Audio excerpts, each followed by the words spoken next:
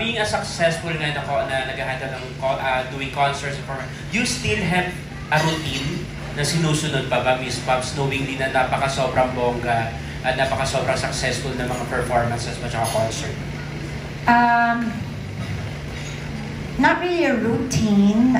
Normally, I just make sure that syempre, I'm well rested before a show. I take care of my voice, yun yung pinaka-importante. I sleep a lot, definitely.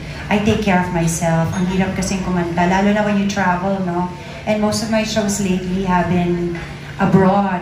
Traveling is very tiring, so I make it a point na I'm well rested, I sleep a lot, I don't go out. Normally, hindi ako lumalabas ng hotel. Lumabas man ako, it's because we're invited by the producers or a little shopping. Other than that, I go back and rest just to recover and gain enough energy. Before nila, ang maganda kasi is lately, I've also been performing with such wonderful, iconic artists, no? And I always say na sobra akong happy kasi even if I've been in the business for such a long time, iba rin yung nakakasama mo, yung magagaling din, di ba? Dahil madami nga akong natututunan sa kanila.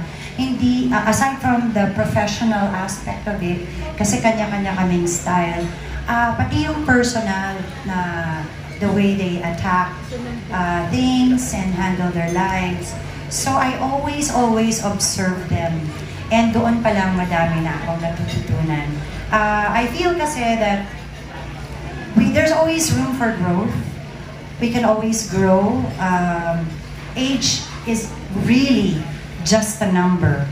So it should never stop us from doing anything and everything that we want to do. We should not stop dreaming because we are this age.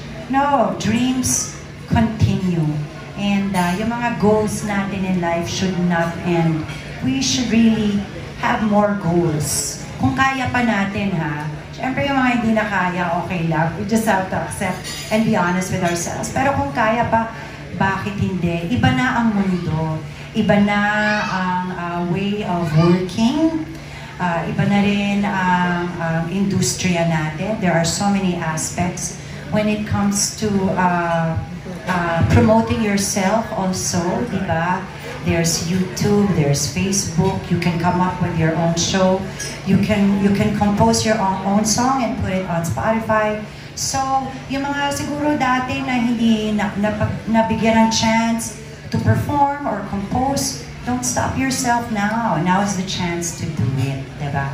Now is the chance to live your dream. May mga sometimes hindi naman natin naiiwasan, diba? Yung mga bashers na wala lang, nang aasar lang, diba? Sasabihin nila, oh my God, at your age, why are you doing that? Tinatawanan ko sila because parang, why do you limit yourselves? There is no such thing anymore nowadays na dahil ganyan ka, or because you are that age, wala na yan, hindi na uso yan. Sana magising na sila sa katotohanan. Because now, age really does not matter. It is really just a number. So please, do not stop yourselves from growing and doing what it is that you want to do. Dream for as long as you can dream. Libre lang po yan. So while you're dreaming at nagagawa mo naman yon at na-achieve mo yung dream mo, bakit hindi? Na hindi ka nag-concert. So, Major, solo. Ayan. Anong nararamdaman mo ngayon? May kaba ba? Or para ka ba nagsisimula muli? Siyempre may kaba. Pag walang kaba, hindi worth it. Ako na-realize ko yan. Pag walang kaba, parang ang kampante, di ba? Parang kayang-kaya mo na. Hindi naman ganun ang performance. Even though, siguro nagawa na namin ng isang kanta pa ulit-ulit, it doesn't mean na we will sing it the same way. Siyempre, depende pa rin sa kondisyon ng voice namin, katawan namin, at depende pa rin sa audience. So, even if we sing the same song, it will always be a different performance and a different reaction. So, yes, parang ngayon, it will be Kumbaga sa may kaba pa rin talaga because, again, this is a brand new show.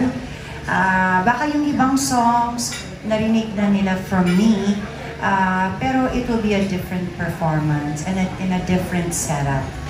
Tapos since eto na nga, nagbabalik ka ulit, tuloy-tuloy na ba to? Itong 2024 ba may mga nakaplano ka pang concert no aside from the brand? May mga nakaplano and normally naman madaming plano. Sana matuloy silang lahat, diba? So tuloy-tuloy na yung pagbabalik mo sa concert scene?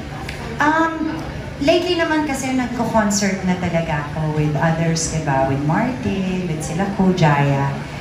If you're talking about solo, sana. I'm hoping. Pero yes. usually once a year yun. Yes. Dati once a year. For a while, parang iniwanan mo sandali yung pagko-concert and then mas nag-focus ka sa pagiging concert producer.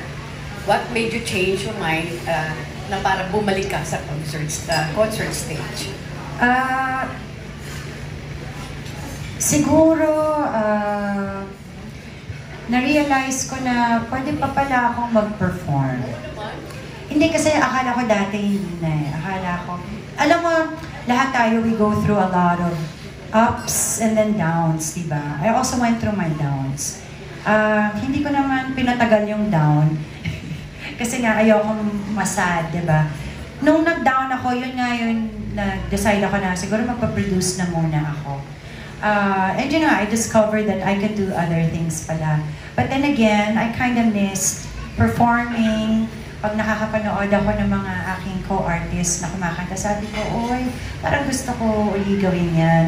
So one song led to another. And yun nga na-realize ko, baka kaya ko pa. So, nagkanta-kanta ako ulit. Ito, parang kanina sinasabi ko, bakit ako nag-decide to celebrate after a long time. Actually, ang tagal kong dinicide kung dapat ba talaga akong mag-concert uli. Kasi nga, ang tagal-tagal ko na siyang hindi ginagawa. Hindi rin ako sure sa sarili ko kung dapat ba talaga akong mag-concert uli. But then I realized, 40 plus years, sayang naman kung hindi ko siya ma-celebrate. Baka ma-miss ko yung chance. Tapos baka by then, hindi na talaga ako makapag-celebrate, diba? So, nilakasan ko na lang talaga yung loob ko. Sabi ko, sayang naman. Para masabi ko rin na hindi ako nakapag-celebrate ng 30 kasi. So, at least on my 40 plus years, masabi kong na-celebrate ko yung aking 40 years in the business. And it's also my way of thanking everyone who has supported me and who's been part of my showbiz life for 40 plus years.